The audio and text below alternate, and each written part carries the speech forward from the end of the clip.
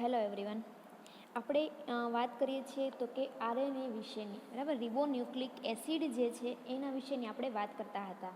બરાબર, આપણે આગળના લેક્ચરમાં જોઈ ગયા કે આરએનએ જે છે કે રિબોન્યુક્લિક એસિડ કે જેનું સ્ટ્રક્ચર કેવું છે, સેમ એજ એના ઉપર આગળ ઉપર આપણે જોઈ ગયા કે ડીએનએનું સ્ટ્રક્ચર છે કઈ રીતનું જોવા મળે છે, બરાબર. જે વોટસન ક્રિકનું ડીએનએ મોડેલ છે કઈ રીતનું છે, એમણે આપેલું મોડેલ એ પણ જોઈ ગયા. ત્યારબાદ જે છે રેપ્લિકેશન ઓફ ડીએનએ પણ ભણી ગયા, બરાબર. એમાંથી જે નવી શૃંખલાનું નિર્માણ થાય છે એ પણ વાત કરી ગયા.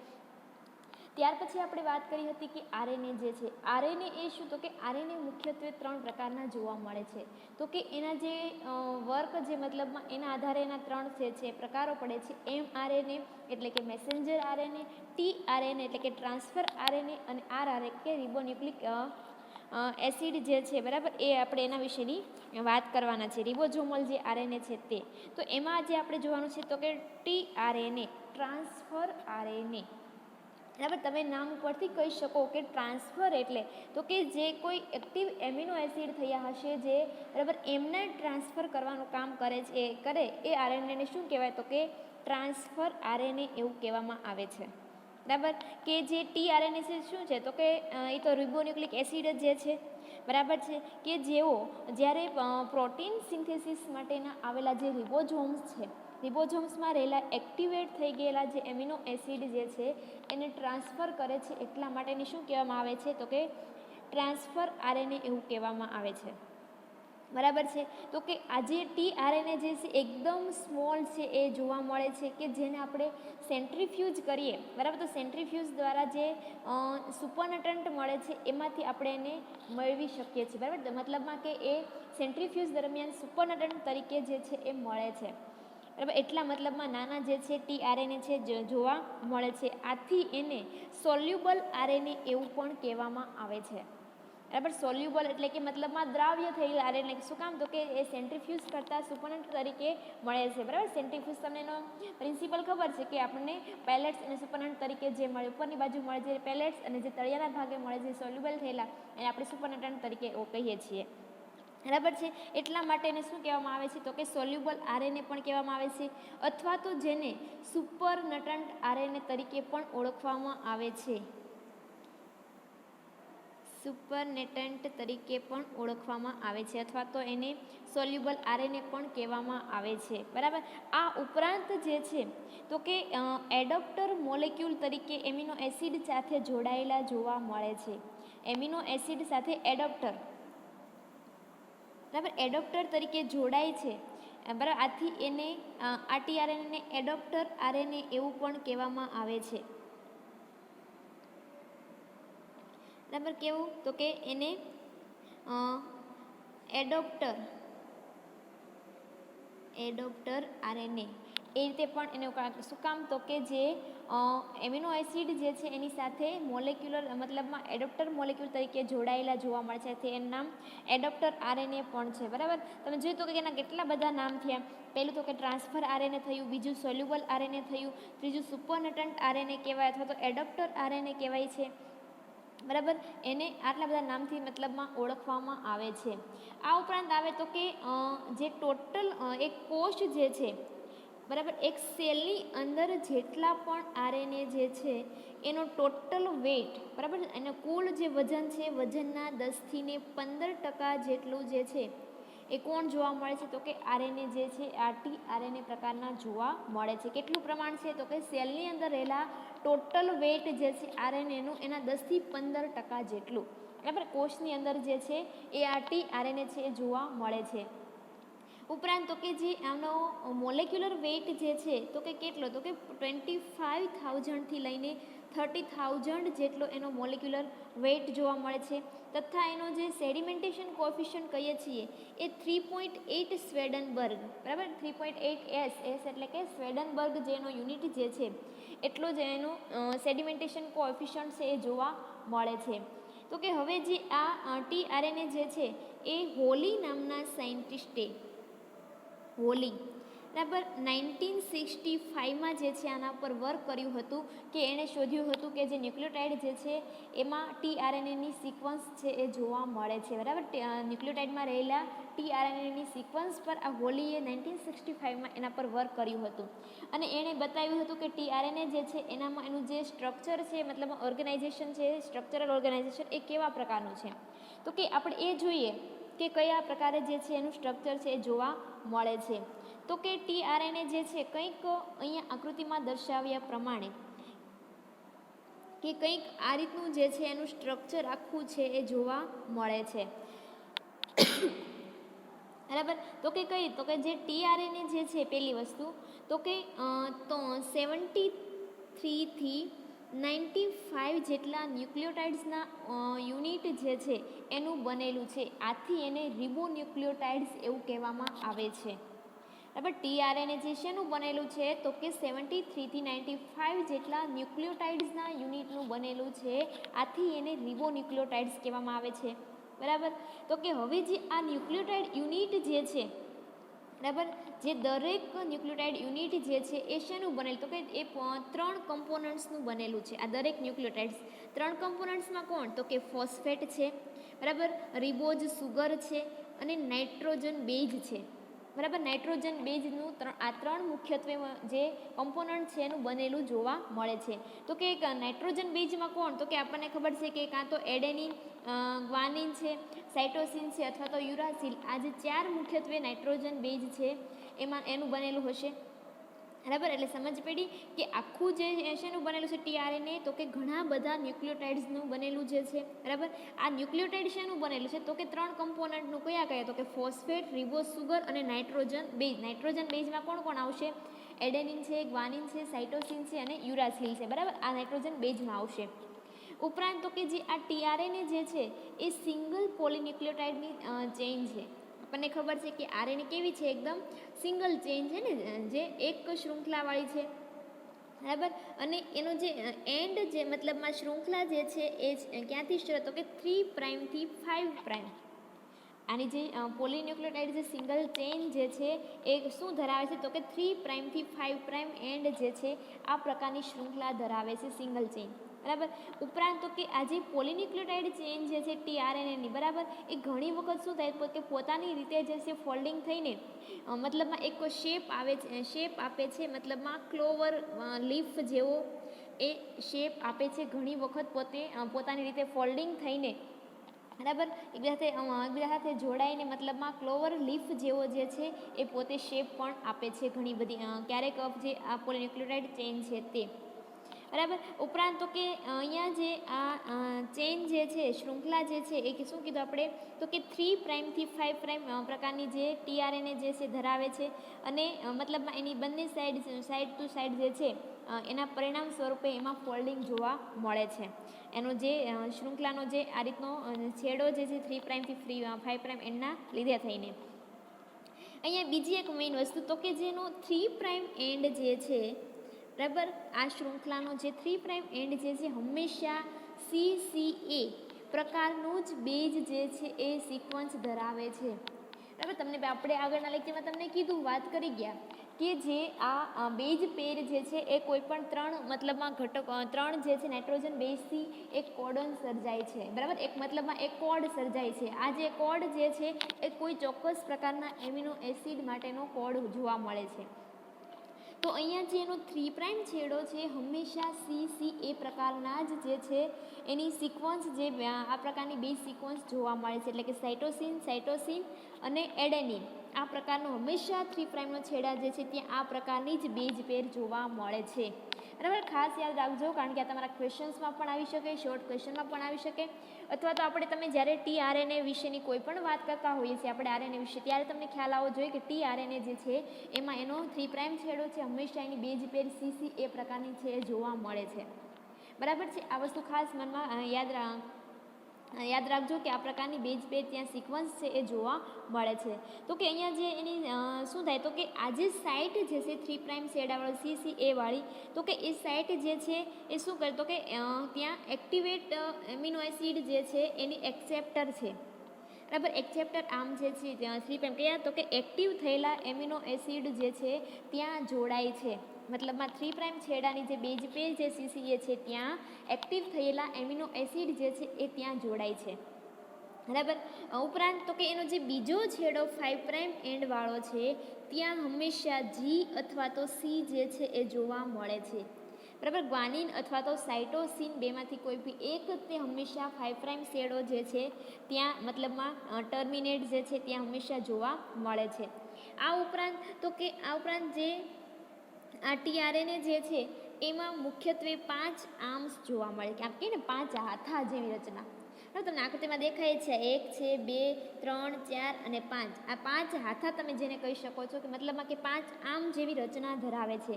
આ 5 આર્મ કયા તો કે પહેલો જે છે એ એમિનો એસિડ એક્સેપ્ટર આર્મ. બરાબર. તમને આજે કીધો એ. બીજો જે છે ડી આર્મ. આ જે બીજો ભાગ જે છે એને ડી આર્મ તરીકે ઓળખવામાં આવે. ત્રીજો જે છે એન્ટીકોડોન આર્મ છે. બરાબર. આ પ્રકારનો જે છે એને એન્ટીકોડોન આર્મ કહેવાય. ચોથો આર્મ જે છે એ વેરિયેબલ. આ જે શોર્ટ જે છે એને વેરિયેબલ આર્મ કહેવાય.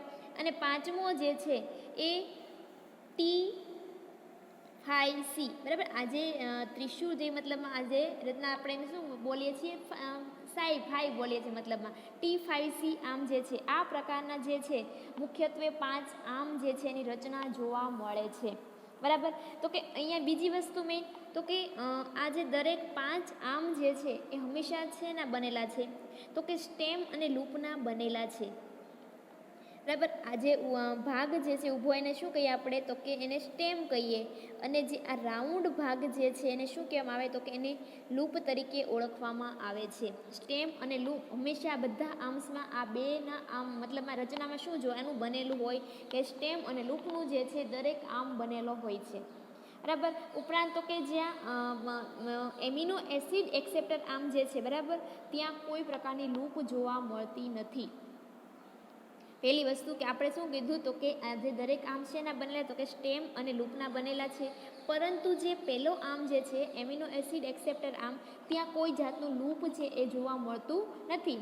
અને તેમજ જે વેરિયેબલ આર્મ જે છે બરાબર વેરિયેબલ આર્મમાં કોઈ પ્રકારનું સ્ટેમ હોતું નથી. વેરિયેબલ આર્મ માત્ર ને માત્ર લૂપનો જ બનેલો છે. ત્યાં કોઈ સ્ટેમની રચના હોતી નથી. બરાબર. યાદ રાખીએ શું કીધું તો કે જે એમિનો એસિડ એક્સેપ્ટર આર્મ છે ત્યાં કોઈ લૂપ નથી જોવા મળતું અને જે વેરિયેબલ આર્મ જે છે ત્યાં કોઈ પ્રકારનું સ્ટેમ હોતું નથી. બરાબર.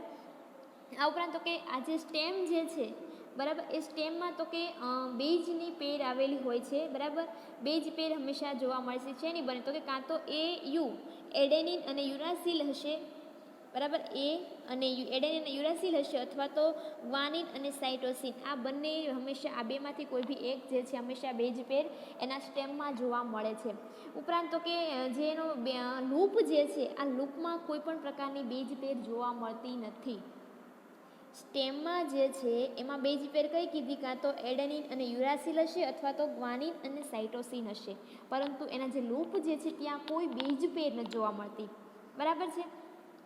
હવે આપણે વાત કરીએ તો કે જે આ પહેલી વાત કરીએ આપણે પહેલાં દરેક એક સ્ટેમ વિશે જોતા જઈએ તો કે પહેલો જે આર્મ છે એમિનો એસિડ એક્સેપ્ટર આર્મ. તો કે એમિનો એસિડ એક્સેપ્ટર આર્મમાં શું છે તો કે આજે આર્મ જે છે એમાં સ્ટેમ જે છે મતલબમાં એના એન્ડ ભાગે છેડાના ભાગે કોઈ લૂપ સાથેનો છેડો જોવા મળતો નથી. અહીંયા તમે જુઓ કે દરેક છેડા જે છે કંઈક ને કંઈક ત્યાં લૂપ બનેલી જોવા મળે છે. પરંતુ આ આર્મમાં એનો એન્ડ જે છે ત્યાં કોઈ જાતની લૂપ જે છે એ જોવા મળતી નથી. મતલબમાં લૂપ વગરનો એન્ડ જે છે જોવા મળે છે. ઉપરાંત તો કે જે આ એક્સેપ્ટર આર્મ જે છે બરાબર તો કે જે આ 3' એન્ડ જે છે ત્યાં લાંબી ન્યુક્લિયોટાઇડની ચેઇન જોવા મળેલી છે કે જે ન્યુક્લિયોટાઇડની જે 3' છેડાના ભાગે લાંબી શૃંખલા છે કે જ્યાં એમિનો એસિડ એક્સેપ્ટર આર્મ છે. બરાબર છે.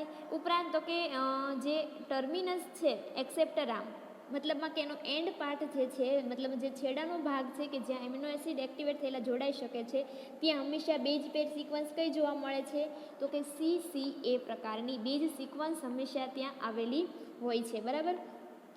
આ જે મતલબમાં બેઝ જે છે એ શું કરશે તો કે આ બેઝ પેર સાથે એમિનો એસિડ છે એ જોડાય છે અને એમિનો એસાઇલ tRNA એવું બનાવે છે. એમિનો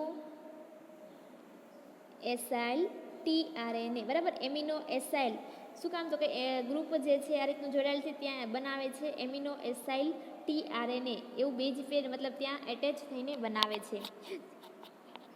જ્યારે એની આપણે જોઈએ તો કે જેની 5' એન્ડ જે છે બરાબર, 5' એન્ડમાં તો કે 5' એન્ડ જે છે ત્યાં એની નજીકમાં જે કયો છે તો કે એની નજીકમાં જ જે 3' વાળો એન્ડ જે છે ત્યાં ફોલ્ડિંગ થયેલો જોવા મળે છે.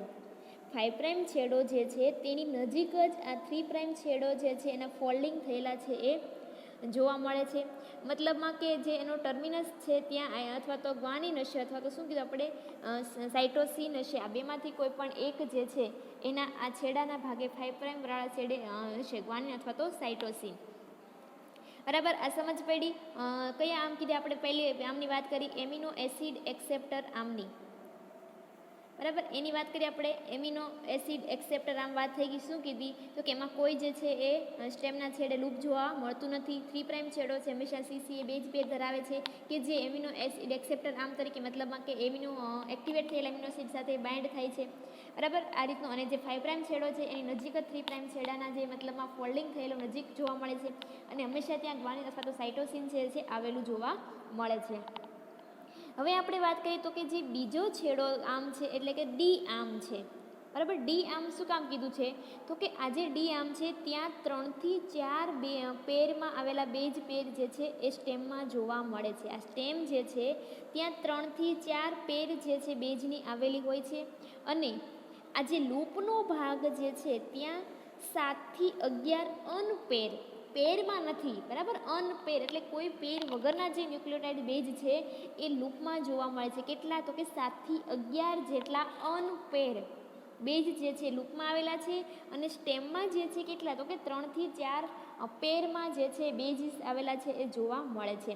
અને આથી આ જે લૂપ જે છે એને શું કહેવામાં આવે? તો કે ડાયહાઇડ્રોયુરિડીન લૂપ, ડાયહાઇડ્રોયુરિડીન લૂપ, બરાબર. એને DHU અથવા આથી એને ડી આમ તરીકે પણ ઓળખવામાં આવે છે, બરાબર. શું કામ? તો કે ડાયહાઇડ્રોયુરિડીન લૂપ તરીકે.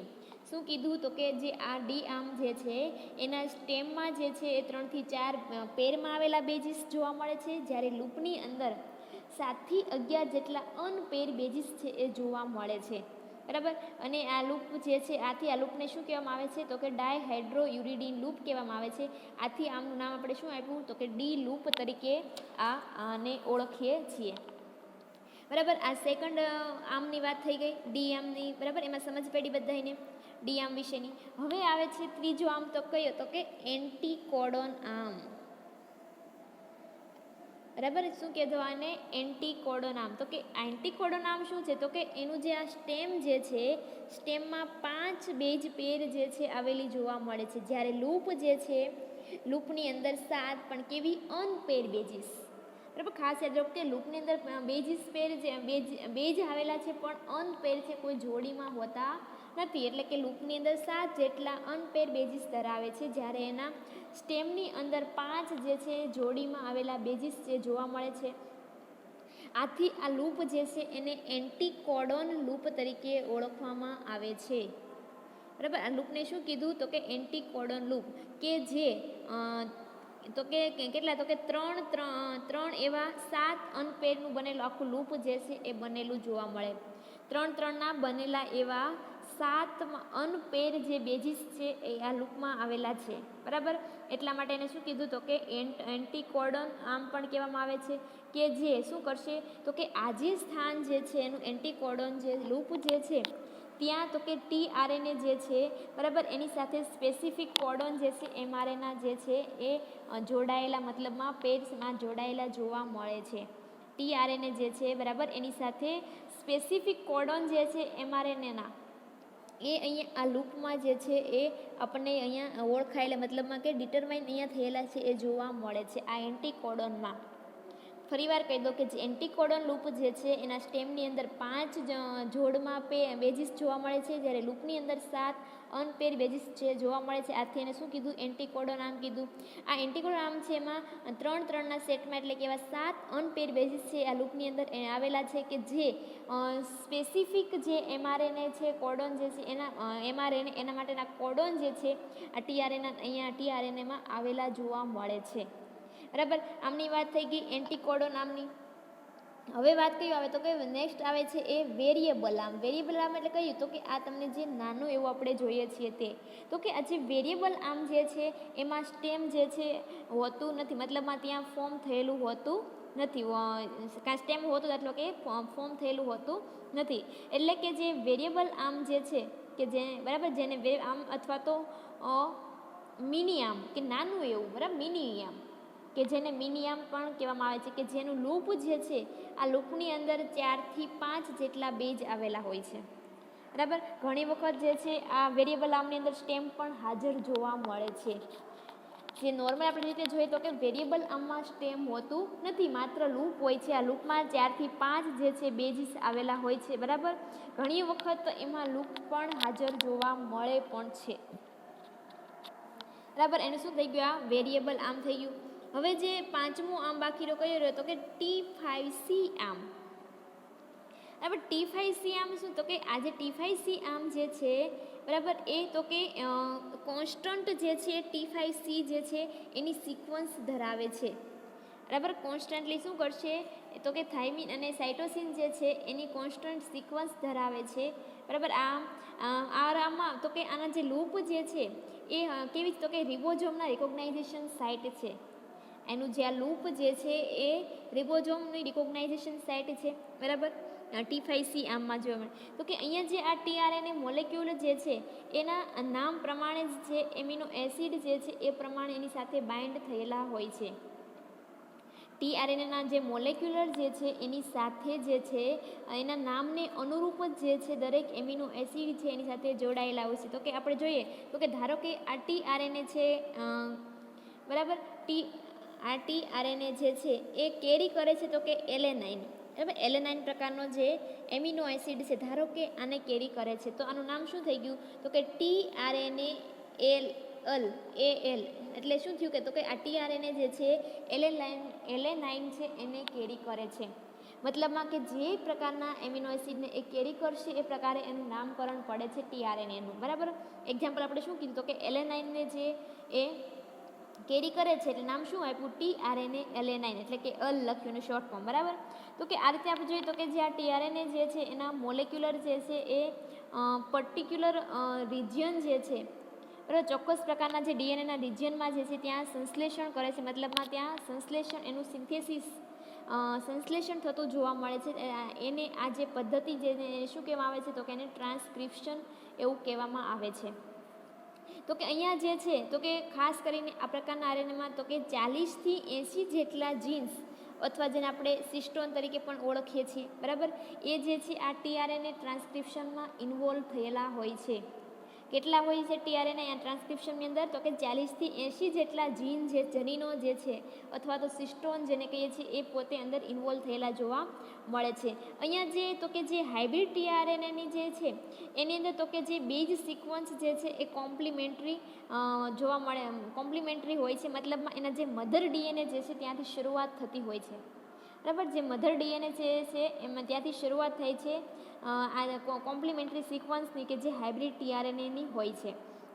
પરંતુ શું થાય તો કે ઘણી વખત આ જે ટ્રાન્સક્રિપ્શનનું જે છે એના કોમ્પ્લિશનમાં કેવું ટ્રાન્સક્રિપ્શનના કમ્પ્લિશનમાં તો કે જે નાઇટ્રોજન બેઝ જે છે એ અલ્ટર્ડ જે છે એક પોઈન્ટથી મતલબમાં જે પોઈન્ટ હોય મતલબમાં જે ન્યુક્લિયોટાઇડ ચેન જે છે તેની સાથે કોઈ ચોક્કસ પોઈન્ટથી મતલબમાં ચેન્જ થયા કરતી અલ્ટર્ડ મતલબમાં કે ચેન્જ થયા કરતી હોય છે. એ રીતની પણ અહીંયા જોવા મળતી હોય છે. તો આપણે જોયું કે કંઈક આ રીતનું જે છે એ ટીઆરએનએનું સ્ટ્રક્ચર જે છે રચના જોવા મળે છે. બરાબર, કંઈ કીધું તો કે મુખ્યત્વે 5 આર્મ હોય છે: amino acid acceptor arm, D arm, anticodon arm, variable arm અને T5C સ્યુડો આર્મ કહીએ અથવા તો એને યુરાસિલ સી આર્મ પણ કહેવામાં આવે છે.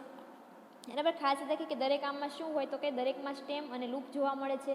સ્ટેમની અંદર હંમેશા બેઝ છે, પેર છે, જે પેરમાં હશે, જ્યારે લૂપની અંદર બેઝ હશે એ અનપેર હશે. બરાબર, કોઈ જોડીમાં જોવા મળતા નથી. બરાબર, આ રીતનું જે છે કંઈક ટીઆરએનએનું જે સ્ટ્રક્ચર જે છે એ જોવા મળે છે. બરાબર છે. ત્યારબાદ આવે તો કે આ ટીઆરએનએ જે છે એનું વર્ક શું, કાર્ય શું, ફંક્શન શું છે ટીઆરએનએનું, તો કે શું થાય તો કે જે આ ટીઆરએનએ જે છે એ શું કરશે તો કે એમિનો એસિડ જે છે, બરાબર, એમિનો એસિડને ટ્રાન્સમિટ કરવાનું કામ કરે છે કે જે નવી જે પોલીપેપ્ટાઇડ ચેઇન બને છે. બરાબર, નવી પોલીપેપ્ટાઇડ ચેઇનમાં જે છે આ એમિનો એસિડ જે છે એને ટ્રાન્સફર કરવાનું કામ કરે છે આ ટીઆરએનએ. તો એ કઈ રીતે, તો કે જે ટીઆરએનએ જે છે શું કરશે તો કે જે ચોક્કસ પ્રકારના જે મતલબમાં સાઇટોપ્લાઝમની અંદર મતલબમાં કે જે એમિનો એસિડ ટીઆરએનએ જે છે ત્યાં જે એમિનો એસિડ ફૂલ જોવા મળે છે એમાં જે ચોક્કસ પ્રકારના જે એક્ટિવ થયેલા એમિનો એસિડ છે એને લે છે, પિકઅપ કરે. એમ કહીએ ને આપણે કે એને ચોક્કસ સ્થાને તેને પિકઅપ કરવાનું કામ કરે. કયા તો કે જે કોષરસની અંદર આવેલા એમિનો એસિડ પૂલમાં ચોક્કસ એવા એક્ટિવ થયેલા એમિનો એસિડને. બરાબર, આ જે એમિનો એસિડ છે ત્યારબાદ એને શું કરશે તો કે એને રિબોઝોમની અંદર આવેલા એટલે કે સાઇટોપ્લાઝમની અંદર એને ટ્રાન્સફર કરે છે કે જ્યાં પ્રોટીનના સિન્થેસિસ માટે જરૂરી છે. પ્રોટીનનું સંશ્લેષણ માટે થઈને એને ત્યાંથી ટ્રાન્સફર કરે છે. બરાબર, અને ત્યાં શું થાય છે તો કે ત્યાં જે રિબોઝોમ જે છે એના કોડના આધારે, બરાબર, કે એમઆરએનએ છે એનો ચોક્કસ કોડ હશે તો કે એના ચોક્કસ કોડના આધારે એના ઉપર આધારિત રહીને એની સાથે જોડાય છે. અને એમાંથી જે છે આ એન્ટીકોડોન જે છે, બરાબર, એમઆરએનએ અને જે એન્ટીકોડોન ટીઆરએનએ કીધો, ટીઆરએનએ આપણે એન્ટીકોડોન, એ બંને જે છે ચોક્કસ પ્રકારના કોડ સાથે એના ઉપર ડિપેન્ડ રહીને એની સાથે જોડાય છે. અને ફાઇનલી શું કરશે તો કે જે આ એમિનો એસિડ જે છે એને ટ્રાન્સમિટ કરવાનું કામ કરશે કે જે નવી પોલીપેપ્ટાઇડ શૃંખલા બને છે એ ત્યાં એનું ટ્રાન્સફર કરે છે. આ એનું કામ હતું ટીઆરએનએનું. બરાબર છે, દીદી સમજ પડી બધાને કે ટીઆરએનએ જે છે એ કઈ રીતના હોય છે, કઈ રીતનું એનું વર્ક કરે છે, કે એની રચના છે એ જોવા મળે છે. બરાબર છે.